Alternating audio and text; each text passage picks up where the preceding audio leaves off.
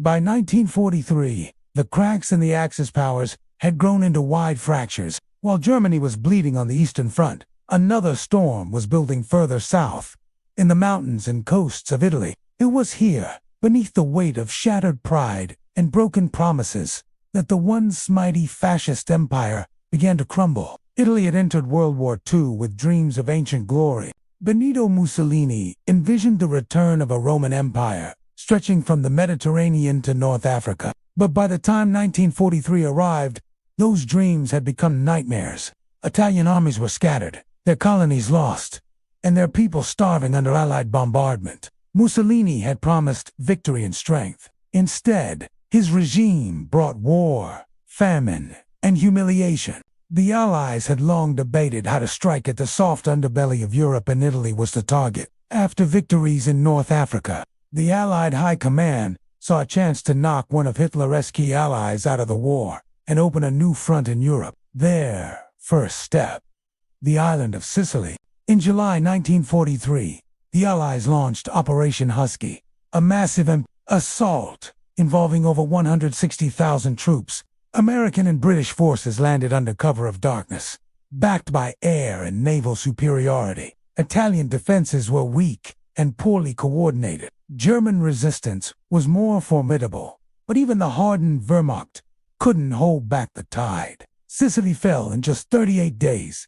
The psychological impact was enormous. Back in Rome, Mussolini's government was in turmoil. His once loyal ministers turned against him. Even the king, Victor Emmanuel III, had grown weary of Il Duce's failing war and international isolation. On July 25th, Mussolini was summoned to the royal palace and arrested. It was a moment few had expected. The man who had shouted slogans from balconies, marched legions across Europe, and inspired fascists around the world, was suddenly gone, without a shot fired. The fall of Mussolini sent shockwaves through Italy. The Germans reacted instantly, fearing a defection. Hitler launched Operation Axe, a swift and brutal plan to disarm Italian forces and occupy strategic positions across the country. German troops surged south, capturing Rome and key cities. Italian soldiers were either killed, imprisoned, or forced into German ranks. Resistance was crushed with iron resolve. The new Italian government, led by Marshal Pietro, quickly signed an armistice with the Allies on September 8th. German forces had already entrenched themselves in northern and central Italy. Instead of peace, Italy became a brutal battlefield, a country torn in half. The Allies now prepared for a slow and costly push up the Italian peninsula. They landed at Salerno, Taranto, and Calabria, facing stiff German resistance. The geography was unforgiving. Narrow mountain passes, rivers, and ancient hilltop towns turned every advance into a bloodbath. The Germans, commanded by Field Marshal constructed fortified defensive lines. First, the Volcarno Line, then the Gustav Line, anchored by the impregnable monastery at Monte Cassino. Rain turned roads into rivers. Mines and ambushes slowed every step forward. Villages were rigged with explosives. Bridges were demolished behind retreating Axis troops. It was trench warfare in modern form, and the price was measured in lives. Meanwhile, Mussolini was not yet done. After being rescued by German paratroopers in a daring operation from his mountain prison, he was installed as the head of a puppet regime in the north, the Italian Social Republic. But it was a ghost of power. His commands carried no real weight. The people saw him as a relic, a man who had lost both war and dignity. Resistance movements in the north grew bolder. Italian partisans sabotaged German supply lines, assassinated officials, and gathered intelligence for the Allies. Villagers hid fugitives in cellars. Teenagers carried grenades in baskets. The resistance was fragmented. Communists, monarchists, liberals, but united by one goal: to end fascism once and for all. And as the Allies slowly pushed toward Rome, the fighting grew more savage. In December 1943, the town of Ortona saw some of the fiercest combat of the campaign. Canadian troops fought house to house, street by street, against entrenched German defenders. Artillery flattened entire blocks. Soldiers used bayonets in stairwells. Civilians huddled in basements, caught between two armies. By early 1944, the Allies stood at the gates of Monte Cassino, a mountain fortress that controlled the path to Rome. The monastery, over 1,000 years old, became the symbol of German resolve. The Allies launched repeated assaults, suffering heavy losses. Finally, after weeks of bombardment and climbing blood-soaked slopes, they broke through. Rome fell on June 4, 1944. But the war in Italy was far from over. Even with the Eternal City liberated, the Germans fell back to the Gothic line in the north. The battle raged for another year. Winter froze the fields. Shells echoed through the Alps. And all the while, the people of Italy paid the price in hunger, displacement, and grief. What had begun as Mussolini's dream of dominance had become a nightmare of destruction. And as the Allies marched north, the end of Fascist Italy was no longer a question of if, but when. As Rome fell into Allied hands, the cheers of liberation echoed through ancient streets. Italy had become a nation divided. North versus South, fascist loyalists versus partisans, occupiers versus liberators. The Allies hoped that the capture of Rome would deliver a decisive blow to Axis morale. Yet Hitler, stubborn and calculating, refused to relinquish the Italian front. Instead, he reinforced his grip, dispatching elite German divisions to fortify the north. Field Marshal Kesselring, seasoned and ruthless, transformed Italy's mountainous terrain into a web of bunkers, trenches, and mines. In the valleys and peaks of central Italy, war changed its nature. It was no longer sweeping blitzkriegs or massed aerial bombings.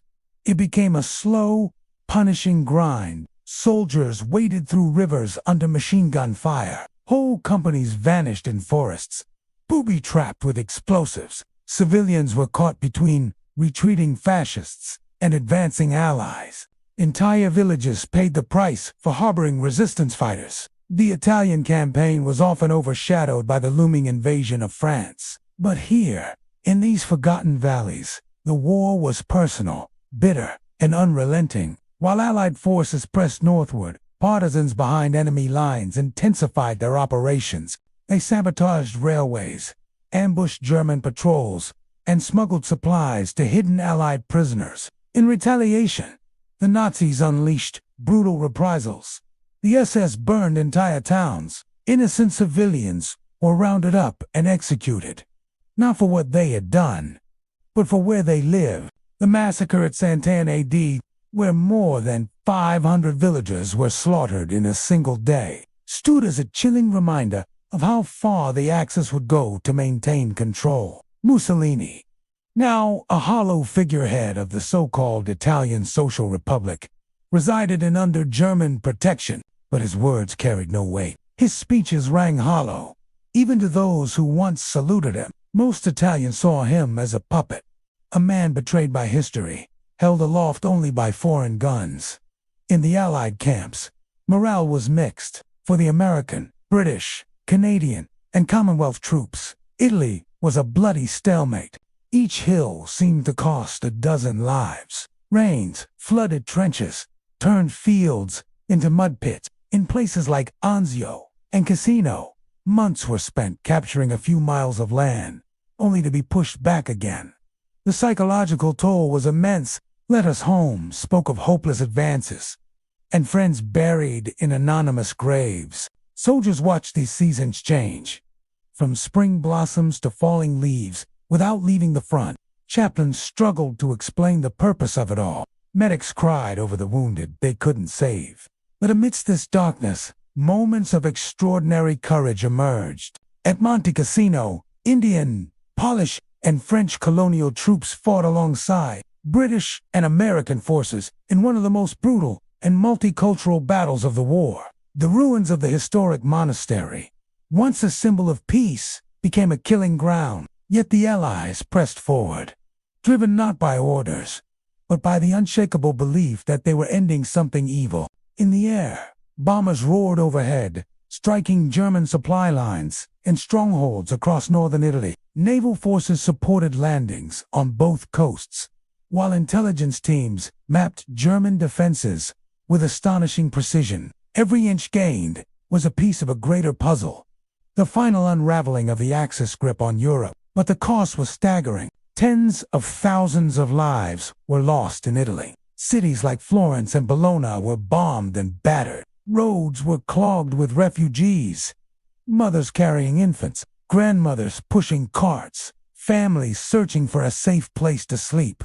The once proud infrastructure of Italy lay in ruin. Still, through the rubble, something remarkable happened. Italians, once divided by class, politics, and fear, began to unite. Farmers, factory workers, students, and priests joined the resistance.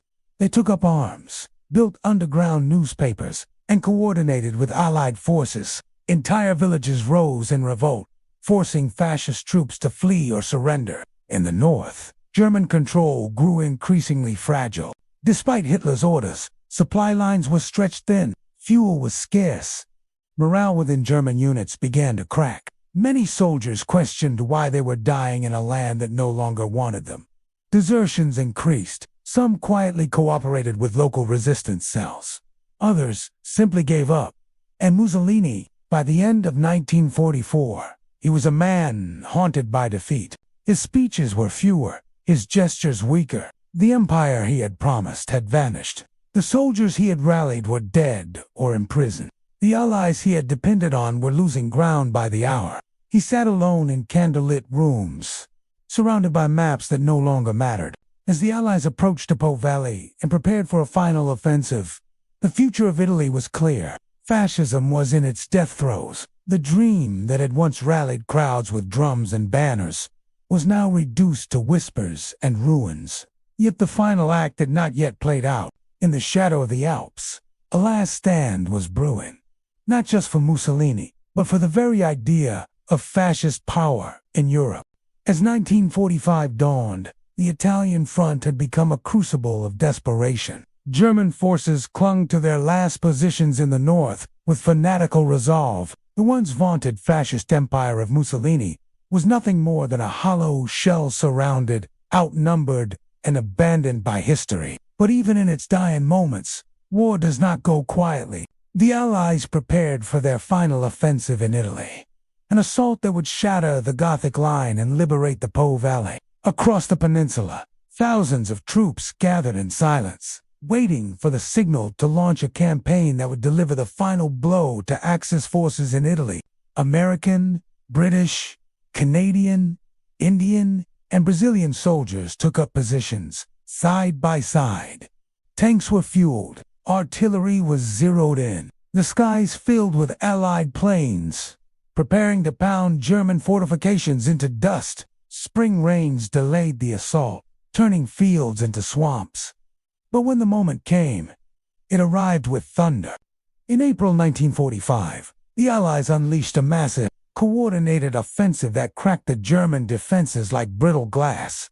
Entire units surrendered en masse. German generals, weary of orders from a crumbling Third Reich, began to retreat rather than face annihilation. The speed of the Allied advance stunned even their own commanders. Meanwhile, resistance fighters in northern Italy rose in full force. In Milan, Bologna, and Turin, partisans attacked German convoys, stormed fascist offices, and reclaimed their towns. The Italian resistance wasn't just a symbol.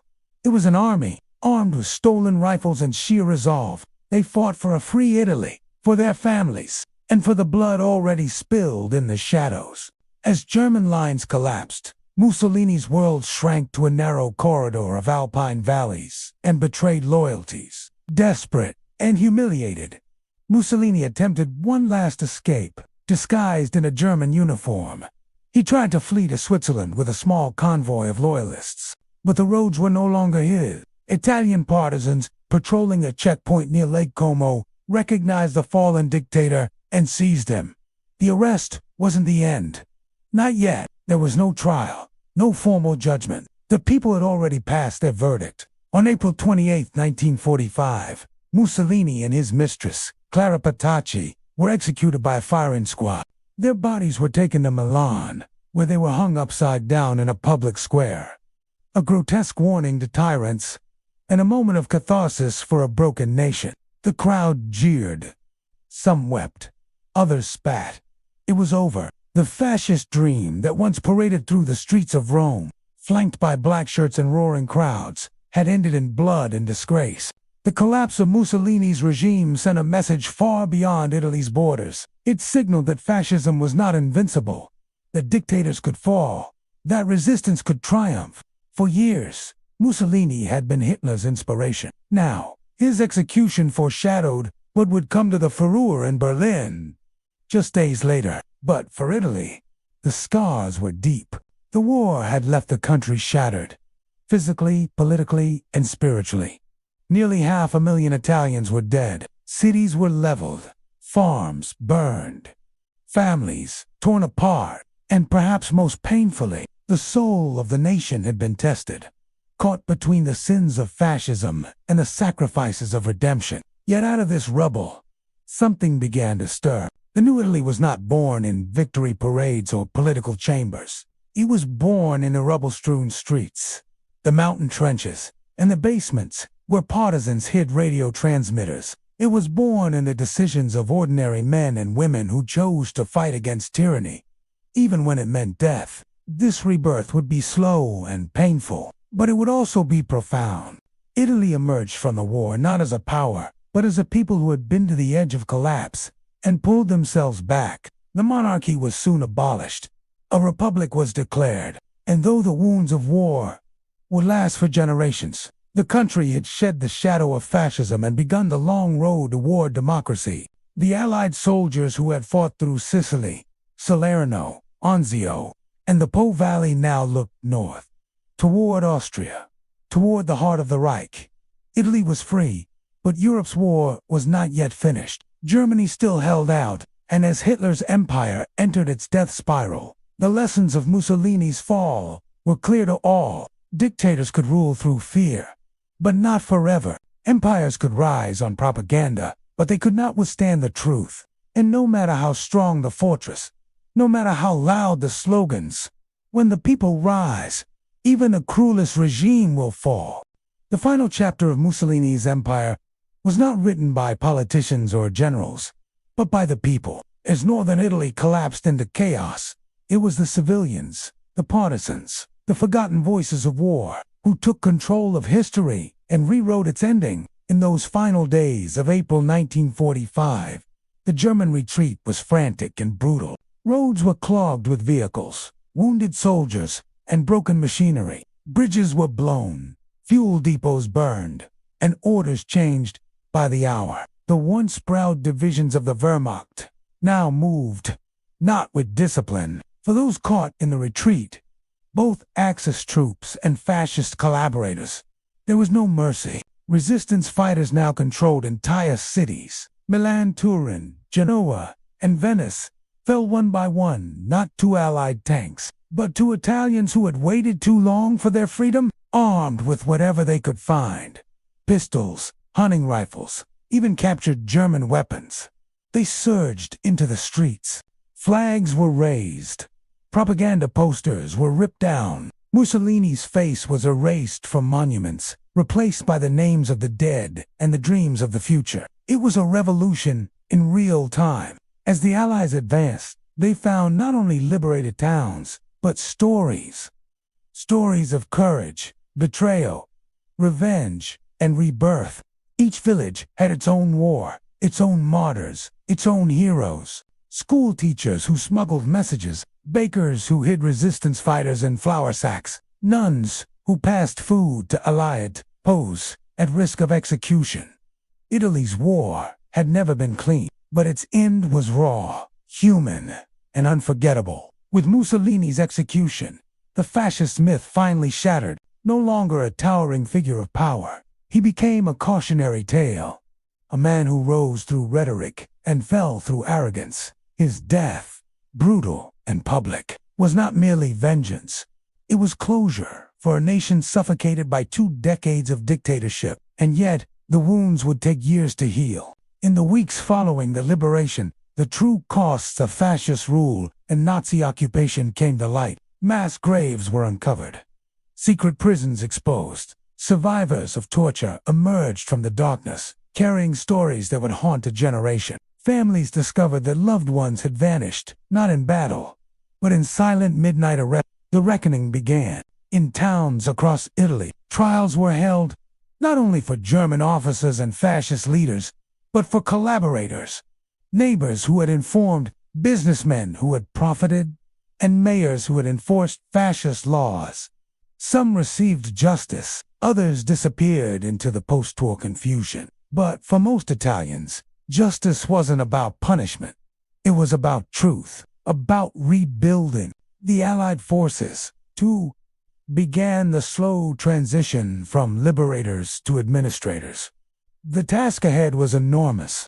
Entire regions lacked electricity, food, or clean water. Railways were in ruins, farms destroyed, mines unmarked, and more than 6 million people were displaced. But in that devastation, there was determination. Young Italians returned from the front lines to rebuild their villages. Women who had served in resistance cells became political organizers and educators. Former partisans laid down their arms and picked up bricks. From the rubble of fascism, Italy began to reimagine itself, not as a pawn of empires, but as a democracy born from resistance. Internationally, Italy's transformation was closely watched. The fall of Mussolini served as a warning to the remaining Axis powers. It proved that empires built on fear could crumble from within, that a dictator, no matter how loud or ruthless, could be overthrown by his own people. It also reminded the world that liberation was just a matter of armies. It was a matter of courage. In the broader scope of the Second World War, the Italian campaign had been long, bitter, and often overlooked, but its legacy was undeniable. It tied down vast German resources. It opened a front that divided Nazi focus, and perhaps, most importantly, it became a living laboratory of resistance, where ordinary people, stripped of power, fought back against oppression and reclaimed their homeland. The echoes of that struggle are still felt today. In the streets of Rome, where fascist banners once flew, children now learn the stories of the resistance. In the mountains of the Apennines, plaques mark the sites of partisan ambushes and in the town squares, where Mussolini once promised eternal glory, citizens gather every April to remember the price of freedom. This was not just the end of a dictator, it was the rebirth of a nation. And as World War II marched toward its final battles in Germany and the Pacific, the fall of Mussolini's empire stood as a powerful reminder that even in the darkest times people can rise, not only to survive, but to rebuild.